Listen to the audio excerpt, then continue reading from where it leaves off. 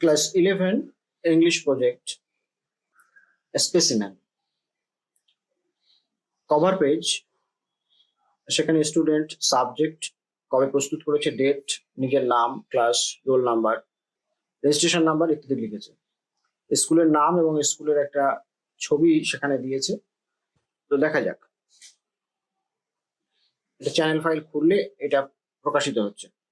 এরপর সে লিখেছে introduction of the project in our syllabus, objectives কি কি, গাইডিং প্রিন্সিপলস কি, এবং তারপর লিমিটেশনস, সেগুলো সে লিখেছে।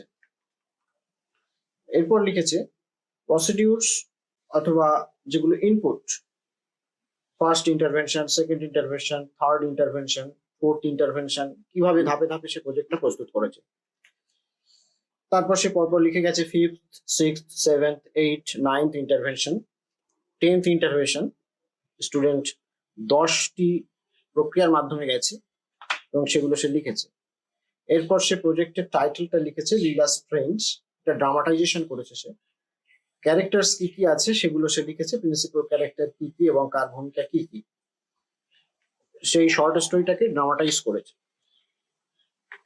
এরপর সেটিং অফ দ্য প্লে, অর্থাৎ কোথায় সেটা মঞ্চস্থ হবে সেগুলো সে লিখেছে, প্লেস, আরো অন্যান্য উপকরণগুলো সে লিখেছে। এটাকে কতগুলো সিনে ভেঙেছে, সিন 1। তারপর ড্রামাটাইজেশন ফর্মে বিভিন্ন ক্যারেক্টার বিভিন্ন ভাবে নিজেদের মধ্যে কথা বলছে, এভাবে সে চলেছে। পেজ 3-তেও সেরকম লিখেছে। পেজ 4 চলছে, এটা মোটামুটি 1500 থেকে 2000 ওয়ার্ডের মধ্যে লেখা হয়। পেজ 5 একইভাবে চলছে, মাঝে মাঝে বিভিন্ন রকমের উপকরণ বা অন্যান্য আনুষঙ্গিক সামগ্রী সে সম্পর্কে উপস্থাপনা আছে। দুটো রং সে ব্যবহার করেছে এখানে। পেজ 6 চলছে, সিদ্ধা লীলা কে কার সঙ্গে কি কথা বলছে। এবার চলে এলো সে সিন 2, সেখানে আবার কথোপকথন শুরু হচ্ছে। প্রথমে কিছু ইন্ট্রোডাকশন দেওয়া আছে যারা নাটক মঞ্চস্থ করবে তাদের জন্য, চলছে। এরপর সিন 3-তে চলে এসছে। তারপর আছে পেজ নাম্বার 9, সেখানেও চলছে। পেজ নাম্বার 10-এ এসে দেখা গেল সিন 4 সে তৈরি করেছে, বিভিন্ন রকমের কথোপকথন চলছে।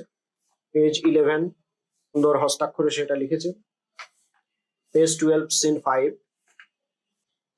পেজ 13,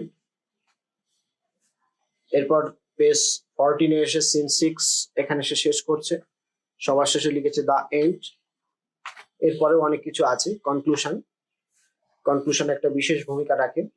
তার প্রেজেন্ট ভ্যালু, এর মাধ্যমে স্টুডেন্ট কি কি শিখছে সেগুলো সে পয়েন্ট ওয়াইজ লিখেছে। তারপর সে ফিউচার ভ্যালুগুলো কি কি হতে পারে সে সম্পর্কে সে লিখেছে। ক্লাস 11 ইংলিশ বা ক্লাস 12 এর প্রজেক্ট প্রস্তুত করার অন্যান্য প্রক্রিয়াগুলো সম্পর্কে সম্বন্ধিত যে সমস্ত ভিডিও আছে সেগুলো এর ডেসক্রিপশনে পাওয়া যায়।